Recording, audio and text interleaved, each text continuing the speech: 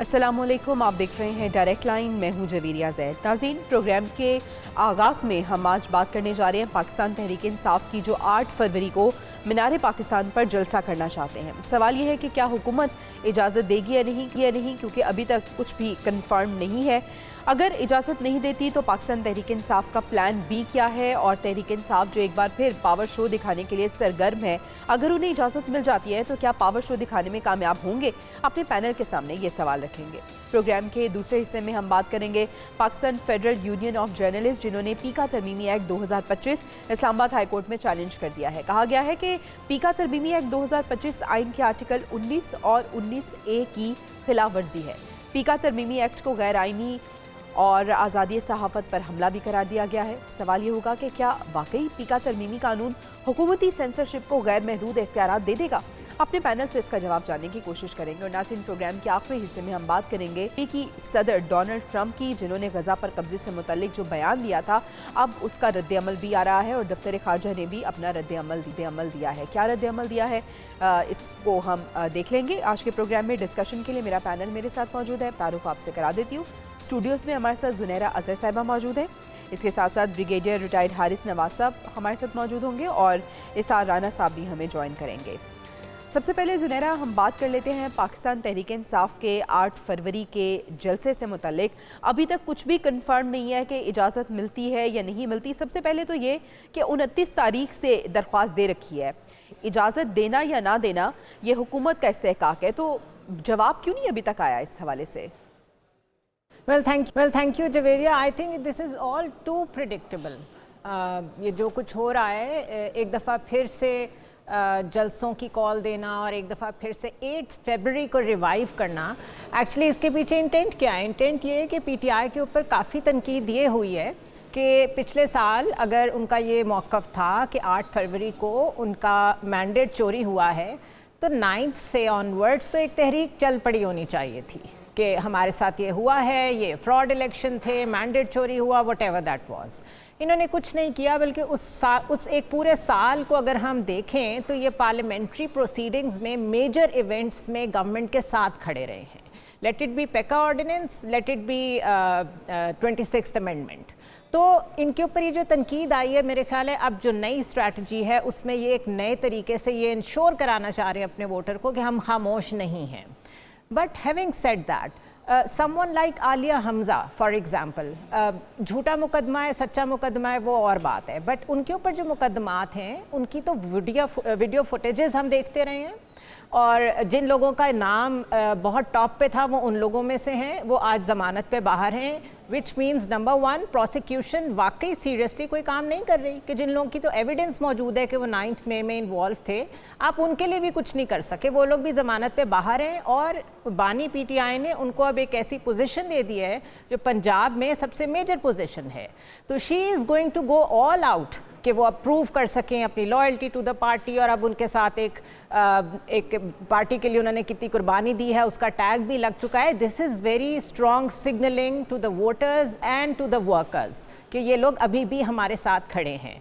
Government तो ये करेगी, मैक्सिमम ये करेगी कि उनको इजाज़त नहीं देगी। और दूसरा एक बड़ा ऑब्वियस सा पॉइंट ये भी है कि चैम्पियंस ट्रॉफी जैसा इवेंट होने जा रहा है, जो कि बड़ा मेजर इवेंट है, और ये सिर्फ क्रिकेट नहीं है, इसके साथ बहुत सी रीजनल पॉलिटिक्स भी इन्वॉल्व हैं। 2 मेजर टीम्स दुनिया की यहाँ आई हैं। 8 फरवरी को सैफ अली की सीरीज़ का पहला मैच भी है पाकिस्तान। एग्जैक्टली, तो इसलिए अगर थोड़ी सी समझदारी का सबूत देती पीटीआई तो ये कहती कि क्योंकि उस दिन एक मेजर इवेंट है, वी नो हमें परमिशन नहीं मिलेगी, हम इसे पोस्टपोन करके लेट से 10 दिन आगे ले जाते हैं। लेकिन वो भी मुस्तकिल ये शो करना चाहेंगे, ये पोस्चरिंग करना चाहेंगे कि हमें हमारा ड्यू राइट नहीं मिल रहा जो कि प्रोटेस्ट करने का है।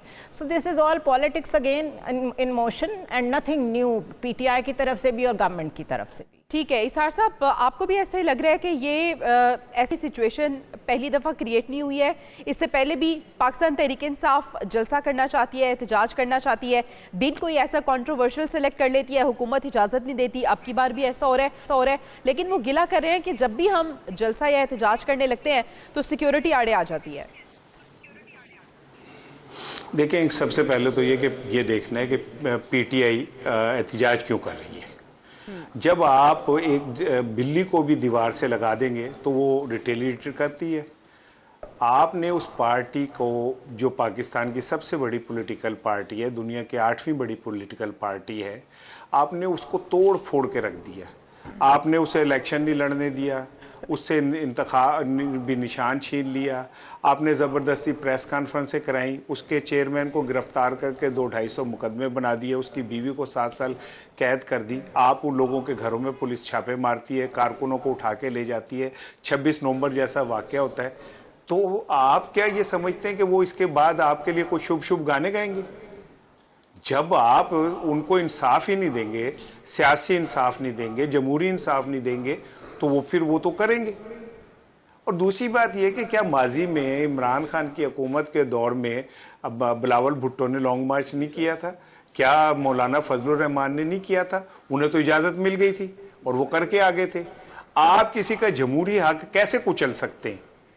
आप कैसे किसी को ये आइन से पढ़ा सकते हैं कि नहीं, आइन में पीटीआई के लिए जमहूरी एहतिजाज का हक नहीं है? पीटीआई को भी थोड़ा सा ये समझना चाहिए कि कुछ इश्यूज ऐसे हैं जिसमें कौमी थोड़ा सा वो वकार का मामला आ जाता है। आगे चैंपियंस ट्रॉफी है, तो आई थिंक कि वकास अकरम ने कहा है कि हम इस दौरान एहतिजाज नहीं करेंगे, ना जलसों में एहतिजाज। हालांकि इन्हें डर है कि मैचों के दरमियान कहीं नारेबाजी ना हो जाए। मैं नहीं समझता कि कोई अच्छा इम्पैक्ट होगा, लेकिन लोगों को इंसाफ दें, उनको समाजी इंसाफ दें, समाजी इंसाफ दें। जब आप इस सियासी इस्तेहकाम लेके आए, कुछ नहीं होगा। जब आप कुचल देंगे किसी को पकड़ के, उनको सांस नहीं लेने देंगे, उन पे इद्दत के केस बना देंगे, उनको जनाब कल पीटीआई के ने लाहौर में रैली निकाली कश्मीरियों के लिए, वहां जाके आपने उन्हें गिरफ्तार कर लिया। तो को वो कलादम तंजीम है, को लिख दें फिर वो कलादम है, कह दें कि भाई आइन कहता है ये कलादम है, खत्म हो जाती है बात। तो अगर आप एक पॉलिटिकल पार्टी को जीने ही नहीं देंगे तो उससे कैसे तवक्को रखते हैं कि वो हुकूमत के गले में बाएं डाल के कहेगी तू मेरा जानू है, तू मेरा दिलबर है। स्पेस मिलनी चाहिए। ब्रिगेडियर साहब, तहरीक इंसाफ मीनार पाकिस्तान पर जलसा करने जा रही है, कह रहे हैं कि अगर जलसे की इजाज़त नहीं दी तो फिर प्लान बी भी हमारे साथ पास मौजूद है। आपको लगता है कि जलसे की इजाज़त मिल जाएगी इन्हें? बात यह है कि हम नेशनल इश्यूज के ऊपर पार्टी को कॉम्प्रोमाइज, पर आपके सामने सेफ टूर्नामेंट हो रहा है, उसके बाद पीएसएल, ये आपके चैंपियनशिप आप चाहिए था 4-5 दिन पहले के 8 जून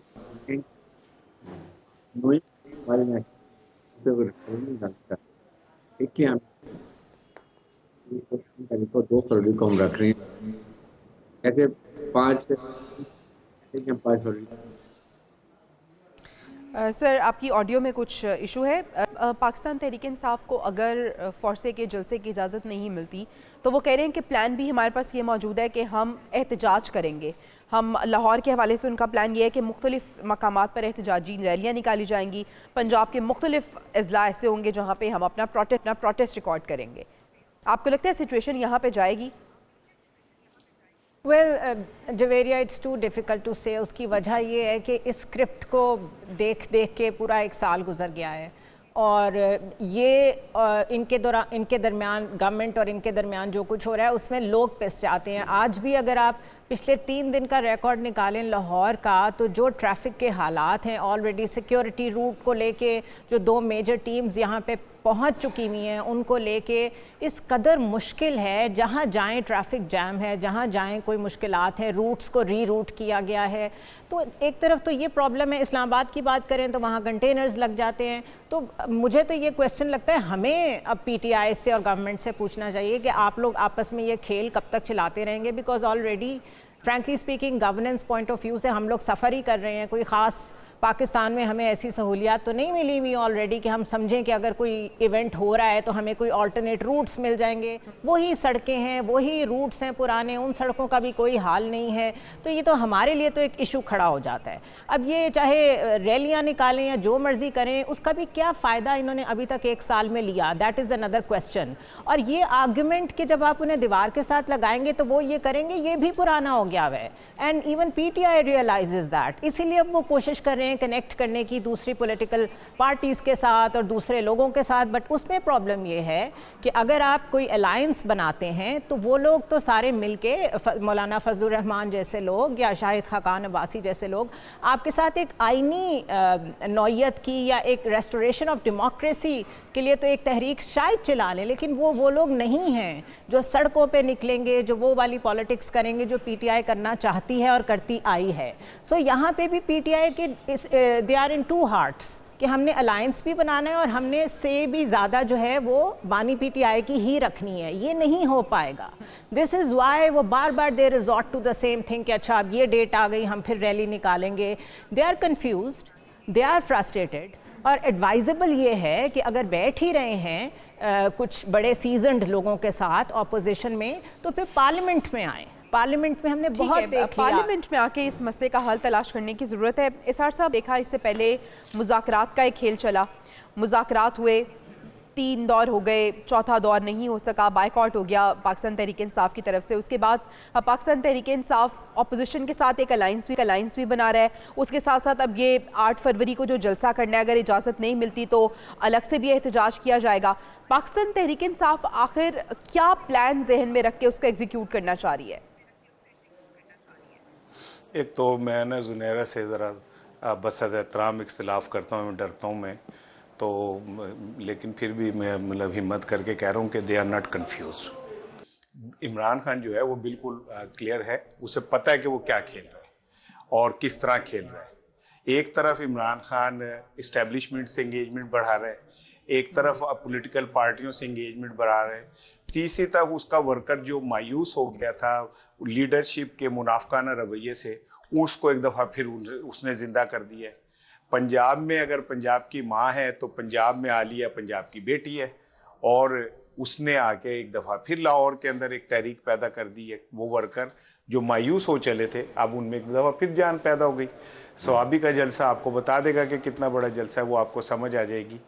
तो इमरान खान या उनकी पार्टी इस वक्त सिर्फ एक जंग नहीं लड़ी, वो कोई 3-4, और इमरान खान खुद हिमसेल्फ कम से कम 4 महाजों पे चौमुखी जंग लड़ रहा है। इस्टेब्लिशमेंट से भी, पॉलिटिकल पार्टियों से भी, हुकूमत से भी, और अपनी पार्टी के अंदर मौजूद गद्दारों से भी। वो तो चारों तरफ से लड़ रहा है। तो वो जहाँ समझेगा कि उसे अटैक करना चाहिए वो ज़रूर करेगा।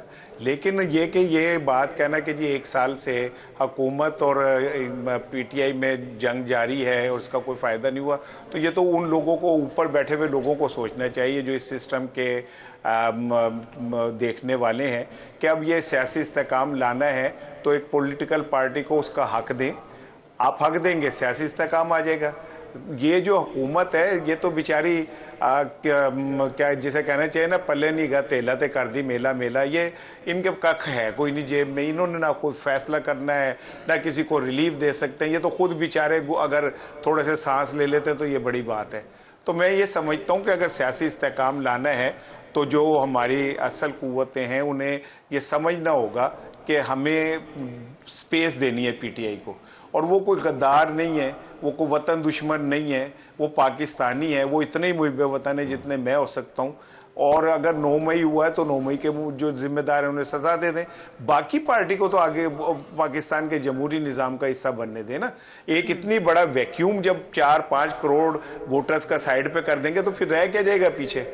तो बेहतर ये है कि हमें अपनी अनाव से बाहर निकल के सियासी इस्तेकाम के लिए अब लोगों को कुशन दें। इमरान खान भी दें, उन्होंने खत लिखा, बहुत अच्छा किया और उसमें उनका लहजा पॉजिटिव है, वो पाकिस्तान के साथ अपनी मोहब्बत का इजहार कर रहे हैं। तो मेरा ख्याल एस्टेब्लिशमेंट को भी इस पे कि इस्तेहकाम के लिए तमाम सियासी जमातों को थोड़ी सी फ्लेक्सिबिलिटी दिखानी चाहिए।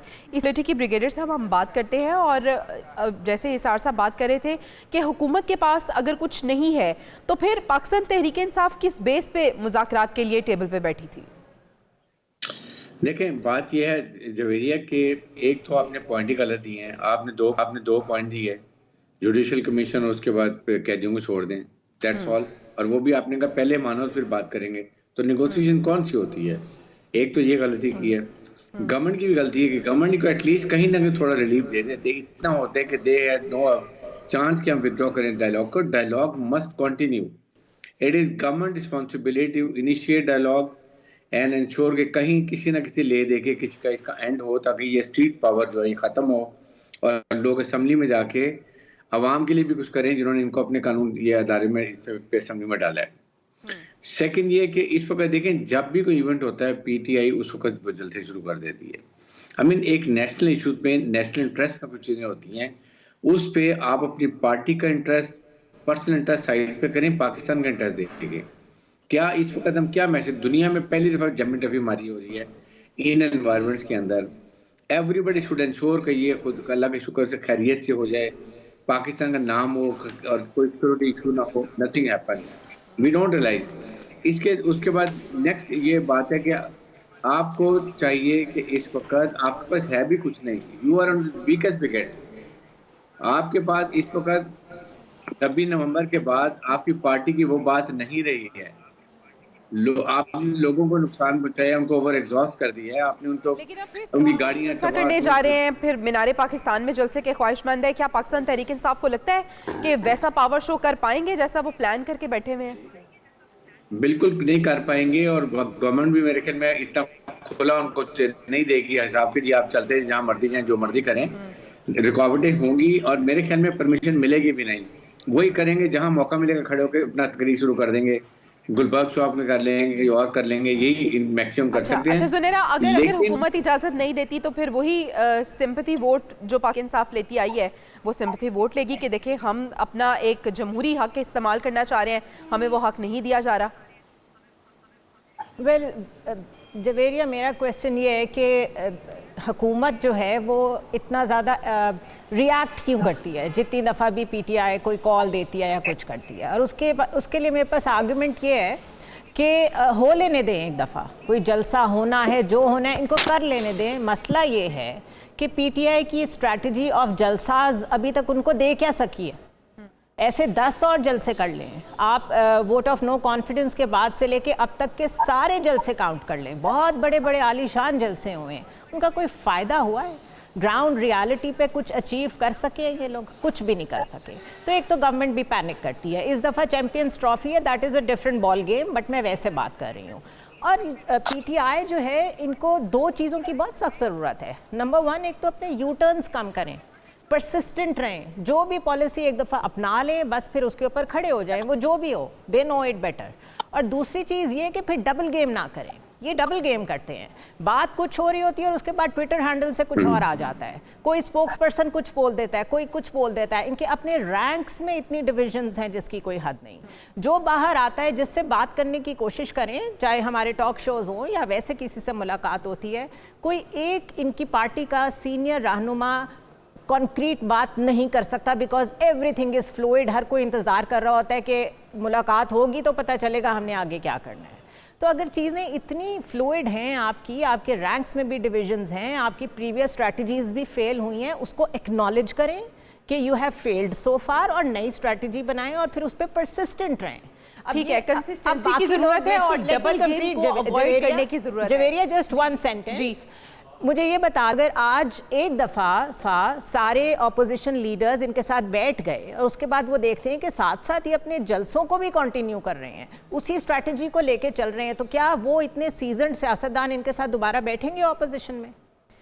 ठीक है, ये सार साहब, टाइम की हमारे पास कमी है, प्लीज़ शॉर्ट आंसर दीजिएगा। एक तरफ ये अलायंस बनाने जा रहे हैं, दूसरी तरफ ये अपने प्रोटेस्ट भी कर रहे हैं, यू टर्न भी ले रहे हैं, कंसिस्टेंसी भी नहीं है, तो फिर क्या अलायंस कामयाब होगा? बेफिक्र हैं आप, अलायंस बन तो लेने दें पहले। अभी अलायंस कौन सा बन गया है? जब बनेगा है ना पार्टी, अब प्लान ही है ना, अभी कौन सा कोई मतलब हो गया है। शादी के प्लान होते हैं लेकिन शॉपिंग तो तभी होती है जब कार्ड छपते हैं। तो अभी तो कुछ भी नहीं हुआ, वो अभी तो बैठ ही रहे हैं। वो कौन सा कोई उन्होंने ऐलान कर दिया है। जब ऐलान करेंगे तो फिर जलसा मुश्तरका भी कर लेंगे। अभी तो सब इंडिविजुअल अपनी गेम खेल रहे हैं। पीटीआई अपनी बका की जंग लड़ रही है। अगर एक प्लेटफॉर्म बन गया तो फिर उसके बाद उस प्लेटफॉर्म से भी हो जाएंगे। अभी तक तो जाहिर है वो चीज मटेरियल है। भाई दे देना, अगर वो बिल्कुल थक गए, उनके एग्जॉस्ट हो गए कारकुन, उनके बाद पंजाब में लोग नहीं रहे जो वो बकौल अजमा के को 1.5 दर्जन लोग निकलते हैं, तो दे देंगे जलसा की इजाजत। हुकूमत क्या इजाजत देगी पाकिस्तान तहरीक इंसाफ को जलसे की? आई डोंट थिंक, मेरे ख्याल में इस मौके पे वैसे भी नहीं देनी चाहिए। जो हालात हैं इस वक्त, इसको देखते हुए पाकिस्तान की सिक्योरिटी के लिए एक सॉफ्ट मैसेज जाने के लिए इनको ये अभी नहीं करना चाहिए। तो हुकूमत को वाकई इजाज़त भी नहीं देनी चाहिए। It should be firm. Second ये कि जलता वो इसलिए भी करना चाह रहे हैं कि जो अलायंस में बाकी पार्टीज हैं उनको हौसला जो कि पीटीआई वेरी स्ट्रॉन्ग पार्टी, बहुत बड़ा जलसा किया, अब हमें इनको ज्वाइन करके सपोर्ट करना चाहिए। तो मेरे ख्याल में मुल्क के इंटरेस्ट के आगे हर चीज़ ख़त्म हो जाती है। They should not do it. Government को बिल्कुल ज़्यादा इस वक्त नहीं देनी चाहिए और उनको कह देना चाहिए कि इतने अरसे के बाद। और इस सिलसिले में अब देखना यह है कि जो इजाज़त मांग रही है पाकिस्तान तहरीक हुकूमत, वो देती है या नहीं, और अगर इजाज़त नहीं देती तो फिर प्लान बी क्या होगा पाकिस्तान तहरीक इंसाफ के पास। नाज़रीन, ब्रेक पे जाने, ब्रेक से वापस आएंगे तो Pakistan federal union of journalist ने पीका तरमीमी एक्ट 2025 इस्लामाबाद हाई कोर्ट में चैलेंज कर दिया। इसको डिस्कस करेंगे। Stay with us. Welcome back. नाज़रीन, वफाकी हुकूमत ने 22 जनवरी को कौमी असम्बली और 28 जनवरी को सेनेट से पीका एक्ट तरमीमी बिल 2025 मंजूर करवाया है, जिसके तहत social media protection and regulatory authority कायम की जाएगी। झूठी खबर फैलाने वाले शख्स को 3 साल कैद या 20 लाख जुर्माना आयद किया जा सकेगा। इसके बाद हमने देखा कि इसके खिलाफ एहतजाज किया जा रहा है और अब Pakistan federal union of journalist, जिन्होंने पीका तरमीमी एक्ट 2025 इस्लामाबाद हाई कोर्ट में चैलेंज कर दिया है। जुनेरा, क्या वाकई पीका तरमीमी कानून हुकूमती सेंसरशिप को गैर महदूद इख्तियारात दे रहा है? वेल जवेरिया, इन थ्योरी तो आप अगर गवर्नमेंट के लोगों से बात करें, वो कहते हैं कि ये तो आप लोगों के ऊपर अप्लाई ही नहीं होगा, बिकॉज आप लोगों के लिए तो रेगुलेटरी अथॉरिटी पेमरा है, it will remain so. But इसमें प्रॉब्लम ये है कि अब सिर्फ पेमरा तक बात रह नहीं गई। Automatically now there is no fluid line between the electronic journalism जो डिजिटल डोमेन में हो रहा है और जो टेलीविज़न पे हो रहा है। We all are digital broadcasters as well and we are main streamers as well. अब आप ये किस तरह डिटर्मिन करेंगे कि आपने किसको कहना है कि ये जो पैका लॉ है ये आपके ऊपर डिटर्मिन हो रहा है? ये एक बहुत बड़ी फ्लूइड लाइन क्रिएट हो गई है, इसका जवाब किसी के पास नहीं है। तो इफ़ेक्ट तो हम सारे होंगे, लेकिन द थिंग इज़ जो ज़्यादा वरीसम चीज़ है कि हाई कोर्ट में भी अगर चली जाए अपील या केस या व्हाटएवर, तो आपको लगता है कि अब 26th अमेंडमेंट के बाद की जो शक्ल है जुडिशरी की, वो किसी पोजीशन में है कि वो कोई जस्टिस डिस्पेंस कर सकें? बिल्कुल भी नहीं हो सकेगा ऐसा कुछ। Again it's a question for me कि ये केस लगना किधर है? आईनी बेंच के आगे लगना है, क्योंकि नेशनल सिक्योरिटी का मामला बना दिया ना उन्होंने इसको, तो ये कहाँ लगना है? तो अब इट ऑल डिपेंड्स, हर चीज़ उसमें चली गई है उस डोमेन में। दूसरा, with this I think state is losing connection with the people who are the spokesperson of the country. मैं और आप, हम जब बैठ के मुल्क की बात करते हैं, हम बड़ी जिम्मेदारी के साथ करते हैं, और हमारे ऊपर एक बिला वजह की अगर आप तलवार लटका देंगे तो हम लोग कॉन्शियस भी होंगे और हम लोग परेशान भी होंगे और हम रिएक्ट भी करेंगे। And this is exactly what is happening. So मेरे ख्याल है ये तो मुस्तकिल जो स्पेस श्रिंक हो जाती है वो फिर श्रिंक मज़ीद ही होती है, मिलती तो नहीं है आपको। तो ये हम एक स्टेप और पीछे चले गए हैं। अब चाहे रिट पटिशन हो, कहीं पे एहतजाज हो, अनलेस एंड अनटिल किसी बहुत बड़े लेवल पे ये रियलाइजेशन मौजूद हो कि ये गलत हुआ है, ये रिवर्स तो नहीं हो सकेगा। निसार साहब, आप पीका तरमीमी एक्ट 2025 को किस तरह से देख रहे हैं कि आइन के आर्टिकल 19 और 19 से की खिलाफ वर्जी की गई है? वो पहले आइन की कौन सी कोई इज्जत हो रही है? पहले आइन को सर पे बिठा के सब ने रखा हुआ है। आइन को हमने एक ऐसी क्या नाम है किताब समझ लिया है जिसमें आप मूंगफलियां बांध के किसी को एक सफ़ा फाड़ के दे देंगे या किसी को उसमें भुने हुए चने दे दें। आइन कौन सा कोई हमने मुकद्दम रखा हुआ है? देखें, ये बात सुने, ये पीका ऑर्डिनेंस जो है ना, ये सहाफ़ियों की ज़बानबंदी के लिए नहीं है। ये पीका ऑर्डिनेंस मुआशरे की ज़बानबंदी के लिए है। आपने सहाफ़ियों को तो मैनेज कर ही लिया है। वो जिसने खबर दी थी लाहौर के रोड्स के ऊपर वो जो नई लाइनें लग रही हैं, वो लड़का ज़हीम अभी तक नहीं पता चल रहा कहाँ की है। सहाफ़ियों को तो आप धड़ल्ले से उठा लेते हैं। असल था मुआशरे की ज़बान काटना। ये जो व्हाट्सएप आम आदमी सब चीज़ें शेयर करता है इधर उधर, उसकी ज़बान बंदी थी। तो पीका ऑर्डिनेंस के ज़रिए आपने पूरे मुआशरे की ज़बान काटने की कोशिश की है। आपका मकसद सिर्फ ये है कि अदालतें 26 तरमीम से आपने काबू कर ली, पार्लियामेंट में आप अपनी मर्ज़ी से बिल्डोज करके सब कुछ अपनी बात मनवा सकते हैं। आपने जनाब अली इलेक्शन कमीशन आपका ताबे है, वो आपकी मर्ज़ी के ख़िलाफ़ एक लफ्ज़ नहीं बोल सकता। तो आपने नीचे इंतज़ामिया सारी अपने काबू में कर ली, सिर्फ आवाम रह गई थी जो इसकी ज़बान थी। आपने सियासी वर्करों पे 26 नवंबर को गोलियां चला के उन्हें डरा दिया कि छट्टा मारेंगे और मार दिया। आज भी आप कह रहे हैं कि हम फिर 24 नवंबर वाला काम करेंगे। सिर्फ लोग रह गए थे लोग जो बोलते थे। आपने लोगों के अंदर भी खौफ कन्वर्ट कर दिया कि अगर तुमने व्हाट्सएप पे भी कोई बात की तो तुम्हारी खैर नहीं है।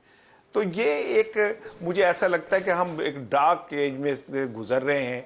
एक ऐसा दौर है जो माजी में जब हम आगे जाएंगे, और अल्लाह करे कि हम अच्छी तरह आगे जाएं, तो हम जब मुड़ के देखेंगे तो हमें शर्म आएगी कि हम एक ऐसे दौर से गुजरे जिसे हम जमहूरी कहते थे, लेकिन उसमें शहबाज हुकूमत ने जो कुछ किया ऐसा तो डिक्टेटरशिप में भी नहीं होता। ब्रिगेडियर साहब, आप पीका तरमीमी एक्ट को किस तरह से, क्या वाकई ये खामोश हथियार के तौर पर हुकूमत इस्तेमाल करने जा रही है? देखें, बात यह है कि जवेरिया इस मुल्क की सिक्योरिटी इन्वायरमेंट्स क्या हैं। आपके सामने ट्रुप्स की रोज शहादतें हो रही हैं, दिन ब दिन ये टेररिज्म बढ़ता जा रहा है। उधर अफगानिस्तान हमारे से कोऑपरेट नहीं कर रहा है, इंडिया जाके वहाँ पर बैठ के सारी दहशतगर्दी करवा रहा है। ये इन्वायरमेंट को देखते हुए कहीं ना कहीं आपको कॉम्प्रोमाइज़ करना पड़ेगा कि मुल्क की सिक्योरिटी के लिए जहाँ लोग पहाड़ों में बैठे हुए हैं, बर्फ़ व चोटियों में बैठे हुए हैं, उनके खिलाफ बातें की जाती हैं, बुरा भला कहा जाता है, ट्रुप्स इंतशार फैलाने की कोशिश की जाती है। ये एक बड़ा सीरियस मोरल ये को अफेक्ट करता है ट्रुप्स के लिए। It is not a bunch of civilians. इसलिए मैं ये बात करता हूँ कि लोगों को अपनी जिम्मेदारी होनी चाहिए। अगर लोग गलत खबर नहीं फैला रहे, फेक न्यूज़ नहीं लगा रहे, तो उनको कोई डर नहीं होना चाहिए। आप खबर लाएं, then you should have authenticity and then you should not be worried at all. ये उन लोगों की फ़र्क है जिसमें कुछ I have lot of respect to journalist, लेकिन कुछ जर्नलिस्ट वाकई ऐसे हैं जो खासतौर आप देख लें बाहर क्या कर रहे हैं, यहाँ क्या कर रहे हैं, उनको देखने की बात है। इसलिए इस मौके के ऊपर हमें सबको मिलके इसको एक्सेप्ट करना चाहिए टू अ लिमिट कि आपने आइंदा के लिए कोई फेक न्यूज़, कोई मानगढ़ंत खबर आपको नहीं खबर देनी चाहिए, ताकि मुल्क में इंतशार ना हो। इस वक्त पाकिस्तान को पॉलिटिकल कंसेंसस चाहिए, पाकिस्तान को पॉलिटिकल स्टेबिलिटी चाहिए, इकोनॉमिक रिवाइवल चाहिए। हम इसलिए अभी तक नहीं तरक्की करें, वहीं बैठे हुए हैं। इतना हमने कभी as a nuclear country behave ही नहीं किया, इसलिए कि हमें इकोनॉमिकली सबने दबाया हुआ है और हम उनकी ट्रैप में खुद आते जाते हैं। चलिए ब्रिगेडियर साहब, हम ये बात मान लेते हैं, जुनैरा, हम ये बात मान लेते हैं कि हमें इसको एक लेना चाहिए। फिर सवाल ये आता है ट्रांसपेरेंसी का। अगर फेक न्यूज़ पे सजाएं होनी है, जुर्माने होने हैं, तो फिर तो बहुत से हम हुकूमती नुमाइंदगान के हवाले से भी हम देखते हैं कि वो भी बहुत सी ऐसी खबरें दे देते हैं जो बाद में हमें पता चलता है कि वो सच नहीं है। तो फिर क्या ये कानून उन पे भी लागू होगा? ये तो खैर आप बहुत जवेरिया बड़ी बात कर रही हैं, बिकॉज वो तो होली काउज है, उनके ऊपर तो जो अप्लाई होना चाहिए वो नहीं होता, तो ये कहाँ से होगा? देखें, बात को समझने की ज़रूरत है। Nobody is against the mechanisms which are meant to deal with the fake news, but fake news को डिटर्मिन कौन करेगा, किसकी मर्जी होगी, कौन किसके ऊपर इल्ज़ाम लगा देगा कि आपने फेक न्यूज़ फैलाई है, और उसके साथ आपके ऊपर जोर डालेगा कि आप अपनी सोर्स डिक्लेयर करें। और ऑस्ट्रेलिया में एक कानून है जिसमें आपको अपनी सोर्स बतानी पड़ती है, वहाँ भी ऐसा एक कानून मौजूद है, लेकिन वहाँ पे जर्नलिस्ट जेल जाना पसंद करते हैं, अपनी सोर्स नहीं बताते। ठीक है, ये बड़ी बेसिक बात। इसार साहब, क्या यहाँ पे ट्रांसपेरेंसी होगी? भाई बात बताए ना मुझे। अभी एक नून लीग की रुकन असम्बली है, उसके खिलाफ दरखास्त फेक न्यूज़ की चली गई है। करें कार्रवाई उसके ऊपर, लगाएं पीका ऑर्डिनेंस उसके ऊपर, हम मान लेंगे कि हाँ जी सबके ऊपर लग सकता है। आप लगाएं उन लोगों पे जिन्होंने 2 अमरीकी बुला के और उन्होंने कहा ये तो बड़े खरबपति सरमायादार हैं और ये पाकिस्तान के लिए अरबों डॉलर लेके आ रहे हैं, लाएं लगाएं उनके ऊपर भी जिन्होंने ये सारा कुछ किया। जो फेक इफ्तिताई तकरीबात कर रहे हैं उन पे भी लगाएं उन पे भी जो फेक क्या मैंडेट लेके आ गए और आके बैठे हुए और वो कहते हैं कि हम असल हैं, लगाएं सब पे, हम तो तैयार हैं। मैं तो 35 साल से जर्नलिज्म कर रहा हूँ, अल्हम्दुलिल्लाह मुझ पे तो डेफेमेशन केस कभी नहीं बना। यानी अगर इसका इतलाक सब पे होगा तो फिर हर कोई इसको मानने के लिए तैयार है। ब्रिगेडियर साहब, क्या सब पे ये लागू होगा? लेकिन एक बात है, इट शुड बी ट्रांसपेरेंसी, चाहे वो हुकूमत का हो या ऑपोजिशन का हो या इंडिपेंडेंट हो, कोई हो, कानून should be than equal for everyone. इस पे मैं बिल्कुल मुत्तफिक होता हूँ, और निसार साहब की बात भी ठीक, निसार साहब की बात भी ठीक है कि इसके अंदर कोई डाउट नहीं होना चाहिए, चाहे गवर्नमेंट का हो, चाहे वह MLA हो, MPA हो, जिसने फेक न्यूज़ प्रोवाइड की है, और अगर अपोजिशन उस पर एतराज़ करती है, they should also go talk to the court के जी इसके ऊपर भी लगाए, वरना इनको पता है सोर्स कौन सी थी, तो खुद ब खुद पकड़े जाएंगे। एक दफ़ा गवर्नमेंट के पकड़े जाएंगे, दो अपोजिशन के पकड़े जाएंगे, खुद ब खुद कंट्रोल हो जाएंगे। ये मुल्क को दीमक की तरह नुकसान पहुंचा रहे हैं। जो एनिमी के नैरेटिव चल रहे हैं इस वक्त, फौज नाम में खलीज डालने के, कमज़ोर करने के, पाकिस्तान को खुदा न खास्ता छोटे हिस्सों में डालने के, इसके लिए ऐसी चीज़ें कानून साजिश चाहिए है, ठीक है। ताकि अगर लोग कानून डरें साजिश और चाहिए और आगे मुल्क की बका और सलामती के लिए कानून साजिश चाहिए तो it should be for every. नाज़रीन, अभी हमें ब्रेक पे जाना है। ब्रेक से वापस आएंगे तो हम बात करेंगे अमरीकी सदर ने गजा के हवाले से जो ऐलान किया था उस पर अब रद्द-ए-अमल आ रहा है और दफ्तर ख़ारजा ने भी इस पर शदीद रद्द-ए-अमल दिया है। इसको डिस्कस करेंगे। Stay with us. Welcome back नाजरीन। अमरीकी सदर डोनाल्ड ट्रंप के गजा पर कब्जे से मुतल्लिक बयान पर दुनिया भर से शदीद रद्द-ए-अमल सामने आ रहा है और अब जैसे ही रद्द-ए-अमल सामने आ रहा है तो फिर अब अमरीका की जानिब से वजाहत भी सामने आई है। अमरीकी वज़ीर ख़ारजा ये कह रहे हैं कि ट्रंप ने गजा की तामीर नौ की जिम्मेदारी की पेशकश की थी और जब गजा में तामीर नौ हो रही होगी तो वहाँ के लोगों को कहीं और जाकर रहने की पेशकश भी हम करेंगे और तब ये ज़रूरत पेश आएगी कि गजा के लोग वहाँ से दूर चले जाएँ। तो जनाब, ये अब उन्होंने वजाहत दी है, लेकिन दफ्तर ख़ारजा की जानिब से, पाकिस्तान की जानिब से भी शदीद रद्द-ए-अमल ये सामने आया। उन्होंने कहा है कि ये नाइंसाफ़ी पर मबनी है जो बयान डोनाल्ड ट्रंप ने दिया है। ज़ुनैरा, डोनाल्ड ट्रंप का ये बयान कि गज़ा पर कब्ज़ा करना चाहते हैं, ये ऐलान से ज़्यादा उनकी ख्वाहिश भी है। अब उनका जो काउंटर किया जा रहा है उनके बयान को, कहा जा रहा है कि तामीर नौ के हवाले से बात हो रही थी, लेकिन कल जब बात हुई तो ये भी कहा डोनाल्ड ट्रंप ने कि मशरिक़ वस्ता के कई रहनुमाओं से भी हमारी बात हुई है। साथ ही साथ उन्होंने कहा कि सऊदी अरब भी हमें लगता है कि हमारे लिए हेल्पफुल रहेगा। किस तरह से आप इसको देख रही हैं? जवेरिया, हम तो जब से ये मामला स्टार्ट हुआ है तब से देख रहे हैं कि यूएस ने मोरालिटी की किस तरह धज्जियाँ उड़ा के रख दी हैं और इज़राइल जो कि एक वॉर मशीनरी है कंप्लीट, उसको किस तरह सपोर्ट किया है अभी तक। और ये बात हमने अपने इस प्रोग्राम में कई दफ़ा डिस्कस की है कि यूएस की एक स्टेटेड पॉलिसी है ऑन इज़राइल, ये उसको सपोर्ट करेंगे चाहे बाइडन हो, चाहे ट्रंप हो, चाहे आने वाले कोई और सदूर हों। सो हम ये उसी की इम्प्लीमेंटेशन देख रहे हैं। रिकंस्ट्रक्शन एक मजाक है, ये जो वर्ड है ना टिपिकल यूएस डिक्शनरी का और स्टेट डिपार्टमेंट से क्राफ्टेड, रिकंस्ट्रक्शन, नेशन बिल्डिंग, ये वही है जो उन्होंने अफगानिस्तान में किया, ये वही है जो उन्होंने इराक में किया, लीबिया में किया, and so on and so fourth. Basically reconstruction Gaza की क्या होगी कि गाज़ा के रहने वालों को आप उठाएं और उनको या इजिप्ट में डंप कर दें या फिर उसको गोलान हाइट्स में डंप करें ले जाके सीरिया में जहां आपकी अपनी रिजीम है, या जॉर्डन में डंप करें और उस जगह को एक दुनिया का एक जिसे कहते हैं ना रिजॉर्ट, टूरिस्ट रिजॉर्ट की शक्ल में उसको आप अपने मुताबिक बनाएं। अब उसको वाटर फ्रंट प्रॉपर्टी भी कहा खुद जैरेड कुशनर ने, जो कि दामाद हैं इनके ट्रंप के। तो वहाँ प्लानिंग कंप्लीट है, वहाँ पे रिकंस्ट्रक्शन यस होनी है, लेकिन वो किस लिए होनी है? वो गाज़न्स के लिए या फ़लस्तीनियों के लिए नहीं होनी है, वो इज़राइल के लिए होनी है। वो यूएस खुद करेगा मिलके, एक प्रॉपर्टी की तरह उसको देख रहे हैं वो।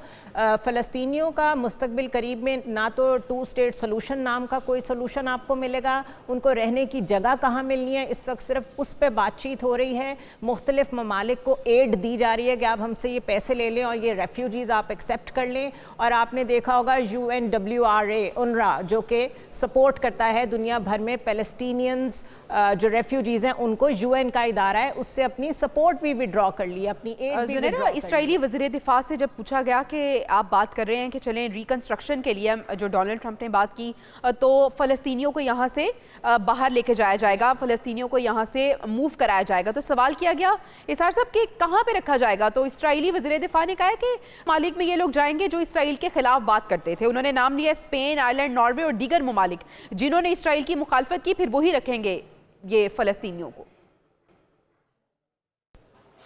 देखें, इनके लिए अमेरिका हो या इसराइल हो, एक सबसे बड़ा जो क्वेश्चन मार्क है वो ये है कि इतनी तबाही के बावजूद हमास ने कैसे अपने एसेट्स को बचा के रखा हुआ है। वो कैदी जो हमास के पास थे, इन्हें आज तक नहीं पता चला कि ये कहाँ रखे हुए इन्होंने, तो उनके लिए ये कचंबा है। दूसरी चीज़ ये है कि जो इसराइल का नक्शा यहूदियों के पास है उसमें तो वो जद्दा तक इसराइल है, और इस सऊदी अरब को भी अब ये नज़र आना शुरू हो गया है कि अच्छा असल में तो ये एक्सपेंडेशन जो एक्सपेंड करेंगे ये कहाँ तक जाएंगे।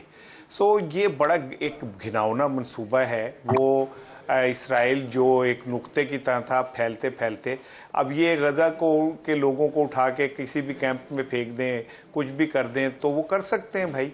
जब उन्होंने मुसलमानों के सामने 84,000, 85,000, 1 लाख के करीब फ़लस्तीनियों को मार दिया, छोटे बच्चों को, दूध पीते हुए बच्चों को मार दिया, जेनोसाइड की, उन्होंने टारगेट ऐसा किया कि नई नस्ल को भी मारा जाए ताकि आने वाले दिनों में मुजाहमत के लिए नौजवान पैदा ही ना हो, और मुसलमान हुक्मरान ये सब कुछ देखते रहे। तो अगर वो अब चाहेंगे तो अब भी कर देंगे, क्योंकि हम तो एक बेशरम बेहिस मुस्लिम हुक्मरानों के दौर से गुजर रहे हैं। कल वजारत खारजा का जो रद्द अमल है वो भी देख लें कितना फुसफुसा सा है। हम इस्लाम का किला है, एटमी मुल्क है, दुनिया इस्लाम हमारी तरफ देखती है। हमने एक तो लेट रद्द अमल दिया और वो भी इतना फुसफुसा दिया है कि जैसे बस हम एक पॉइंट स्कोरिंग कर रहे हैं। यहाँ पे किसी एक को तो खड़ा होना पड़ेगा। कहाँ है लीडरशिप पाकिस्तान की, कहाँ है पॉलिटिकल लीडरशिप जो खड़े होकर बात कर सके, कहाँ है वजीर आजम, कहाँ पे है वजीर पाकिस्तान समेत पूरी दुनिया में जो मुस्लिम है, मेरे ख्याल में अब वक्त आ गया है कि उन्हें बेदार होने की ज़रूरत है। और साथ ही साथ जो डोनाल्ड ट्रंप का बयान है, आपको क्या लगता है इंटेंशनल ये बयान था या अनइंटेंशनली वो प्लान जो वो बना के बैठे हुए थे वो बोल चुके हैं? ये बहुत प्लान्ड उनका स्टेटमेंट थी जवेरिया। अच्छा। ये देखें कि मैंने पहले भी कहा था कि 3 टारगेट थे इनके जब इजराइल ने अटैक किया। हमास को हमेशा के लिए ख़त्म कर दो और गजा को इतना डिस्ट्रॉय करो, इतना इंफ्रास्ट्रक्चर डिस्ट्रॉय करो कि इसको अनलिवेबल बना लो, और जो उसके बाद ये एक्सक्यूज बनाओ कि तब हम इनको जॉर्डन में और इजिप्ट में भेज देंगे। और थर्ड, अपने कैदी छुड़ा, वो तीनों काम नहीं कर सके, पैलेस्टीन नहीं जाएंगे। सेकंड ये कि ये इंतहा से ज़्यादा आई थिंक जो है ये दोहरी पॉलिसी है पूरे यूरोप की, अमेरिका की। ह्यूमन राइट चैम्पियन को देख लें जो हड़बड़ीत हुई है। इसके बाद इस वक्त मुसलमान मुल्कों को देखें कि अभी इनको रियलाइज़ होना चाहिए उसका ग्रेटर जो प्लान इजराइल का कहाँ जा रहा है। अगर आज आप यूनाइटेड नहीं हैं, आप अपना कोई लाहेमल नहीं बनाते हैं, अपने आप को स्ट्रॉन्ग फोर्स नहीं करते हैं, अपने रिसोर्सेज डायरेक्ट डायरेक्शन में लेके जाते हैं, बजाय के अपने इंडिविजुअल बैंक बैलेंस बनाते जाएंगे, तो आपके लिए ये दुनिया तंग होती जाएगी। मुसलमानों के लिए बी वेरी क्लियर, एक इस्लामिक मुल्क है, सारा टारगेट उसके ऊपर है, न्यूक्लियर मुल्क के ऊपर, कि Pakistan is the target. General Hamid गुल ने बड़ी अच्छी बात की थी कि 9/11 बहाना, अफगानिस्तान ठिकाना, पाकिस्तान निशाना, और यही अमेरिकन वेपन हमने छोड़ के गए, इसीलिए गए कि ये वहाँ ट्रबल रहे और हम इकोनॉमिक तरक्की ना करें, हम सीपैक ना बनाए, हमारा गवादर ऑपरेशनलाइज ना हो। सो आज फैसला करें हुकूमत पाकिस्तान और तमाम ममालिक मिलकर, जो बड़े मुल्क हैं, टर्की है, सऊदी अरब है, इंडोनेशिया है, सब मिल के फैसला करें कैसे यूनाइट रहना है। ये हमारे में तफरकाबाजी डाली गई है, इंटेंशनली है, शिया सुन्नी सोन we are all Muslims. It is a question मुसलमानों को यकजहती के लिए फैसला करें, otherwise they have all the plans कि ये पैलेस्टीन को निकालेंगे और यहाँ पर पूरा एक ग्रेटर इजराइल का एक पहला स्टार्ट हो जाएगा, और इसके बाद स्टार्ट एक्सपेंडिंग टुवर्ड्स ये मिडिल ईस्ट साइड पे यानी जाना उन्होंने शुरू जो प्लान बनाया हुआ है वो वक्त गुजरने के साथ साथ उसको प्रोसिक्यूट कर रहे हैं। नाज़रीन, प्रोग्राम से हमें इजाज़त दीजिए, इंशाल्लाह आपसे अगले हफ्ते मुलाकात होगी। अल्लाह ने के बाद।